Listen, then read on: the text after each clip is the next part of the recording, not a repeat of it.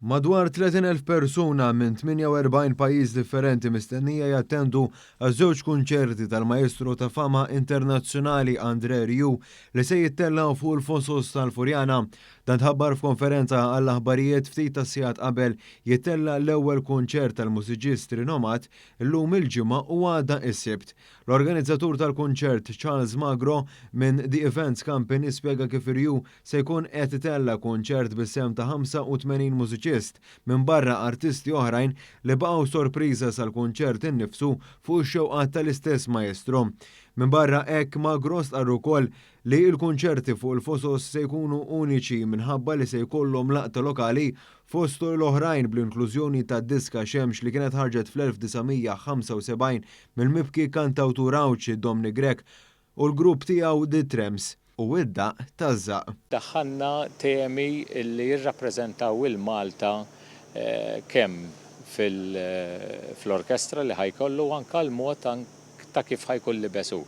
Dik il-tuxedo, smart, being smart on stage, imma inkludejna il-brooch tiegħu u il-cufflinks ikunu tas-salib ta' Malta li hu tant jos. Magro rakkonta kif meta Rieu ġie Malta u ħabbar dawn il-kunċerti u aċċetta mill-ewwel li jinkludi dawn l-elementi fil-kunċerti f'pajjiżna. L-organizzatur qal ukoll kif ir-re tal-Waltz kif inhu magħruf mad-dinja kollha apprezza ħafna l-organizzazzjoni u l-armar tal-park li ddeskrivihom ta' livell għoli.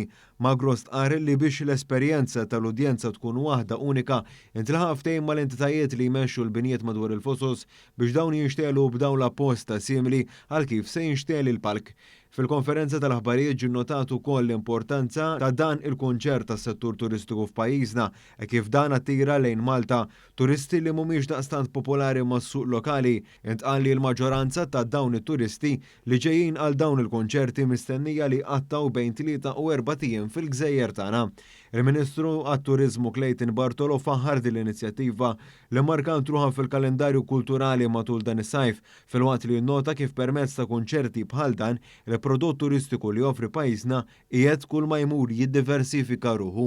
Dan il-kunċert ser wassal ukoll għal elementi ġodda ta' marketing li lin mhix tutna fejn se qed nilħqu miljuni ta' nies grazzi anke għal Maestru André Rieu illi ser qed jinkludi dan il-kunċert tal-lejla fid-DVD tiegħu u ser qed jaħdem ukoll diversi inizjattivi ta' marketing li jinkludu fosthom il-Port il-Kbir u anke l-familja tiegħu għażmien il-miliet sabiex bekk dawn qegħdin jixxandru fuq livell internazzjonali u bekk inkunu qegħdin inkomplu nsaħħu dejjem iżjed l-immaġini ta' pajjiżna li mixtutna fid-dinja turistika.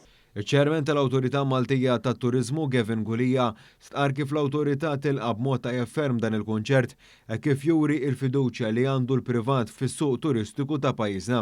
Dan filwaqt li l-istess awtorità taħdem biex anke permezz ta' kollaborazzjonijiet bħal dawn tagħmel reklamar ta' livell għoli ħafna u ta' kwalità biex tkompli xandar isem pajjiżna bħala destinazzjoni turistika ta' kwalità.